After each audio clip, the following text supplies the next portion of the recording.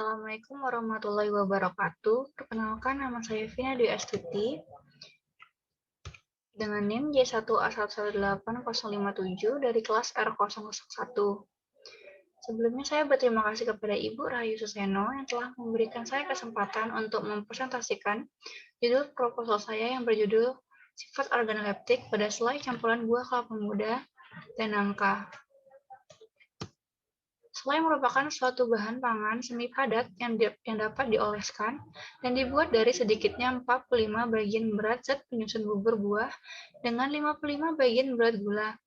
Selai dari buah kelapa muda merupakan produk turunan dari kelapa yang dapat dikonsumsi oleh masyarakat dan belum banyak jenis selai yang menggunakan bahan dasar kelapa. Aroma dan rasa merupakan faktor yang penting pada produk selai.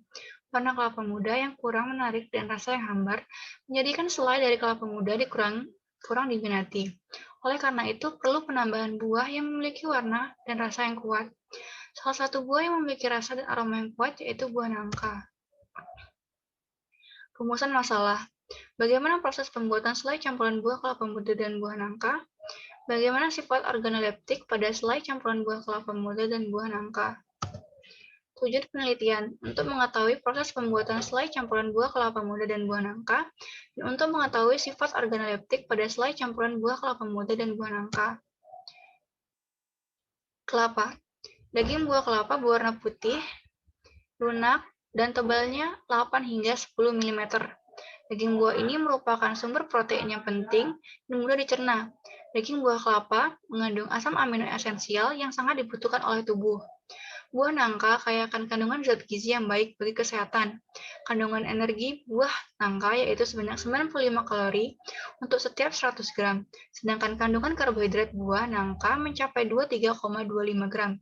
Kandungan protein sebanyak 1,72 gram dan kandungan serat sebanyak 1,5 gram.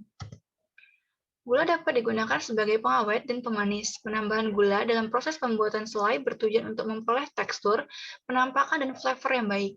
Asam dan gula mampu mempengaruhi konsistensi dan diversibilitas yang memiliki hubungan dengan daya olah selai. Dalam hal ini, gula dan asam berpengaruh dalam pembentukan gel. SWOT. 1. Strength atau kekuatan. Kekuatan dari produk ini yaitu bahan baku yang digunakan mudah ditemukan. Produk yang dapat dijual oleh seluruh kalangan masyarakat, produk ekonomis dan higienis, inovasi rasa yang berbeda dengan produk lainnya.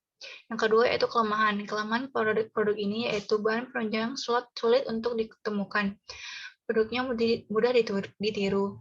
Yang ketiga yaitu opportunity atau peluang.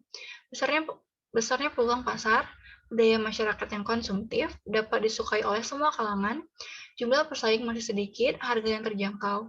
Yang keempat, yaitu threat atau ancaman. Perlu adanya pengenalan produk dan promosi karena merupakan produk terobosan baru. Dan timbulnya pesaing yang dapat menjual produk sama dengan harga yang lebih murah.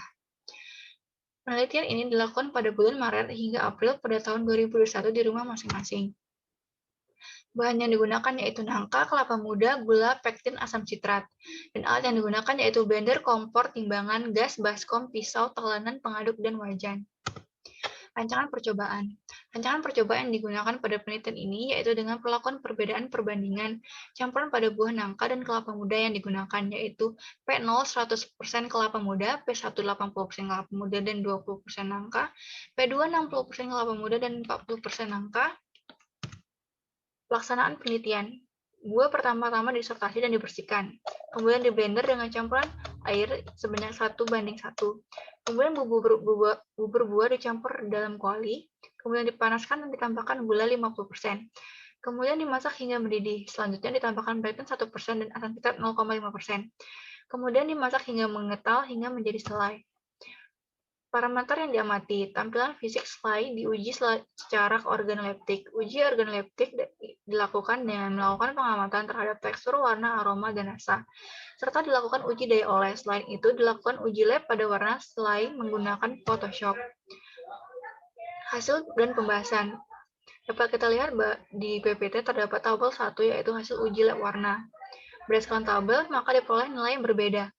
Pada pengujian ini, L menunjukkan tingkat kecerahan, A menunjukkan tingkat kemerahan, dan B menunjukkan tingkat kekuningan, sehingga diketahui bahwa pada perlakuan 0 diperoleh nilai L 74, A-4, dan B 35. Pada perlakuan 1 diperoleh nilai L 48, A11, dan B 39. Kemudian pada perlakuan 2 diperoleh nilai L 42, A13, dan B 45. Pada nilai L, nilai yang diperoleh semakin menurun. Hal ini dikarenakan adanya penambahan nangka yang membuat selai semakin gelap. Hal ini juga berlaku untuk nilai A dan B, di mana semakin besar penambahan nangka, maka semakin besar nilainya. Dapat kita lihat di PowerPoint terdapat tabel 2, yaitu hasil uji organoleptik. Pada parameter rasa, didapat rasa pada selai, yaitu pada perlakuan 0 dan pada perlakuan 1 diperoleh rasa yang sedikit manis dan sedikit asam. Sedangkan pada perlakuan 2 diperoleh rasa yang manis, yang lebih manis dan sedikit asam. Hal ini dikarenakan pada perlakuan 2 ditambahkan nangka yang lebih banyak dari perlakuan lain. Nangka memiliki rasa yang manis. Hal ini sesuai menurut Windarti 2012 bahwa nangka memiliki buah yang berukuran besar dengan aroma yang harum, tajam, dan rasa yang manis. Selain itu, faktor lainnya karena adanya penambahan gula dan asam sitrat. Hal ini sesuai menurut Lutoni 1993 bahwa pada umumnya cita rasa selai adalah manis. Hal ini dikarenakan penambahan gula yang ditambahkan pada proses pembuatan selai. Gula memiliki peranan besar pada penampakan dan cita rasa selai yang dihasilkan. Gula adalah jenis karbohidrat yang sering digunakan sebagai pemanis. Selain itu, gula berperan sebagai pengikat komponen flavor, menyempurnakan rasa asam dan cita rasa lainnya. Selain berperan sebagai pengatur keasaman, asam sitrat digunakan dalam pembentukan dan menimbulkan rasa serta flavor yang menarik. Pektin tidak memiliki rasa yang tajam dan hanya sebagai pembentuk gel. Menurut Sukije 1989, samping kemampuan untuk pembentukan gel, sifat pektin yang kedua yang sama pentingnya adalah pektin bertindak sebagai pengemulsi. Oleh sebab itu, pektin tidak dapat berpengaruh pada rasa kemanisan dan hanya berfungsi sebagai pembentuk gel. Selanjutnya yaitu parameter warna. Pada penelitian ini, sesuai dengan tabel diperoleh warna selai pada perlakuan pertama yaitu putih kecoklatan, perlakuan kedua kuning kecoklatan terang, dan perlakuan ketiga kuning kecoklatan gelap. Warna kuning pada selai dipengaruhi oleh penambahan nangka. Warna kuning pada selai berasal dari pigmen flavonoid pada nangka. Pigmen flavonoid merupakan pigmen yang menyumbang warna kuning. Pigmen flavonoid seperti karoten, santin, lutein, dan kriptosantin. Menurut Nugraheni, pigmen karotenoid yang terkandung pada buah dapat digunakan sebagai pewarna makanan.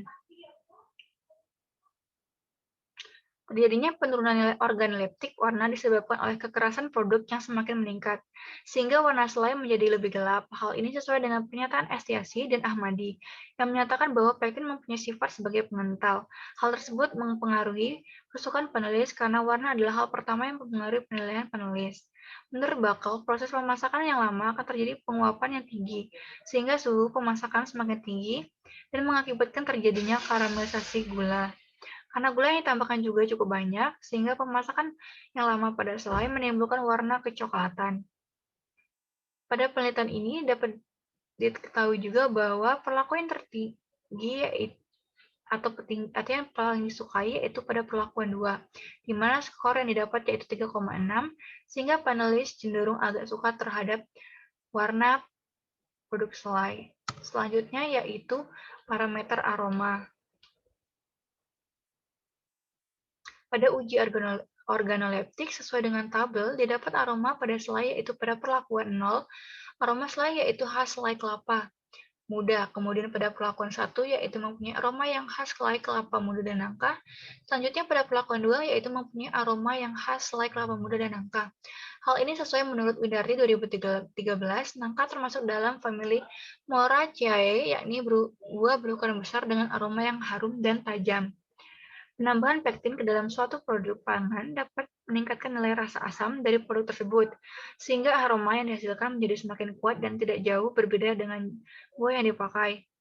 Pada penelitian ini dapat diketahui juga bahwa pada parameter aroma, perlakuan yang tertinggi atau yang disukai yaitu pada perlakuan 2, di mana skor yang didapat yaitu 4, sehingga penulis cenderung suka terhadap produk selai.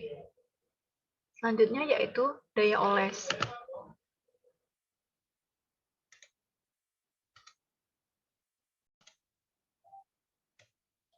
Daya oles.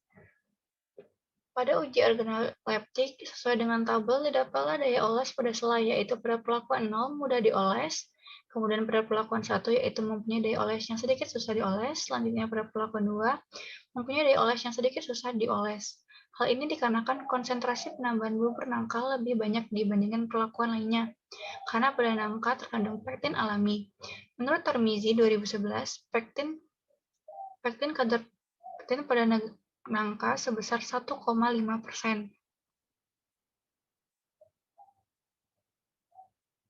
Menurut Farizal dan Fadil, penambahan pektin dan gula mempengaruhi keseimbangan pektin air dan mengurangi kemantapan pektin dalam membentuk serabut halus sehingga gel yang terbentuk tidak terlalu keras. Dengan demikian, daya oles selai yang dihasilkan menjadi lebih panjang. Pada penelitian ini, dapat diketahui bahwa perlakuan yang tertinggi yaitu pada perlakuan 1, yaitu skor yang didapat 3,2, sehingga panelis cenderung agak suka terhadap daya oles pada produk selai.